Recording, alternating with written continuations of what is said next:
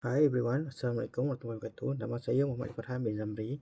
Saya ingin menerangkan slide tentang information technology. Tugasan ini bertujuan untuk menunjukkan kepentingan teknologi maklumat. Kepentingan keselamatan cyber dan privasi dalam talian adalah era digital menjadikan semua urusan harian dijalankan secara dalam talian, dan era digital menjadikan semua urusan harian dijalankan secara dalam talian, dan kesedaran keselamatan cyber bagi melindungi diri dan maklumat peribadi. Seterusnya, maksud keselamatan cyber dan privasi. Keselamatan cyber dan perlindungan data, sistem dan rangkaian daripada serangan cyber. Nombor 2, privasi dalam talian, hak pengguna untuk mengawal maklumat peribadi mereka di internet. Di sini ada terdapat poster kesedaran keselamatan cyber dengan kemas kini perisian keselamatan.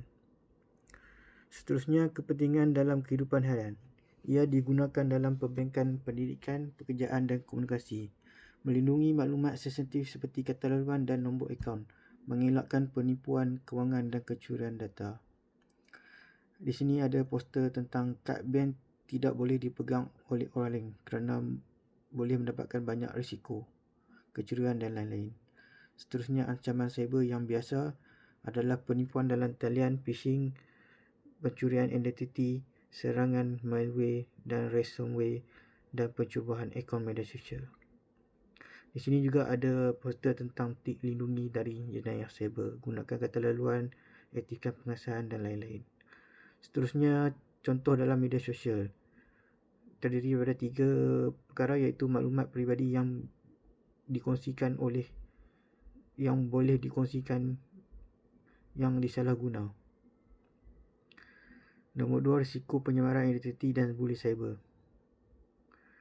Nombor 3, penting untuk menetapkan tetapan privasi dan hadkan perkongsian. Seterusnya, kepentingan kepada masyarakat. Mengurangkan jenayah cyber dan penipuan kewangan, meningkatkan kepercayaan terhadap e-dagang dan perbankan digital, menyumbang kepada kestabilan ekonomi digital negara. Seterusnya, pengalaman peribadi, kes penipuan. Terdiri daripada menerima SMS palsu mendakwa daripada pihak bank. Kita selalu mendapat SMS daripada tidak dikenali. Kita lebih berhati-hati. Dan portal mencurigakan dan bahasa tidak profesional. Menyedari ia cuba penipuan dan tidak klik butang tersebut. Bila kita menyedari itu adalah menipu, kita lebih berhati-hati. Di sini ada contoh tentang SMS yang penipuan yang perlu kita menjaga dan berhati-hati pada setiap masa.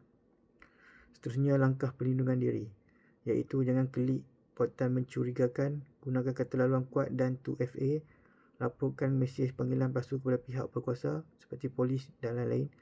Sentiasa semak akaun melalui aplikasi rasmi yang sedia ada. Seterusnya, replikasi dan pengajaran. Penipuan cyber semakin licik dan manipulatif untuk mencari wang dengan begitu mudah, dan kesedaran keselamatan digital perlu jadi tabiat harian. Pendidikan cyber penting untuk semua lapisan masyarakat. Seterusnya, cadangan dan kesimpulan. Langkah pertama adalah gunakan password manager dan aktifkan 2FA dengan lebih ketat. Langkah kedua, amalkan rutin stop verify report. Keselamatan cyber adalah tanggungjawab bersama untuk membentuk masyarakat digital yang selamat. Seterusnya adalah kesimpulan seterusnya adalah kita lebih berhati-hati dengan jenayah cyber yang berdosa pada masa sekarang, iaitu seperti scammer dan penipuan pelbagai cara untuk mereka memudah untuk mendapatkan wang dengan pelbagai perkara. Kita boleh melaporkan kepada pihak berkuasa untuk sebarang kecurigaan dan boleh download pada Play Store tentang untuk detect nombor telefon yang tidak berkenaan. Okey, sekian, terima kasih daripada pandangan saya, Muhammad Farhan bin Zamri.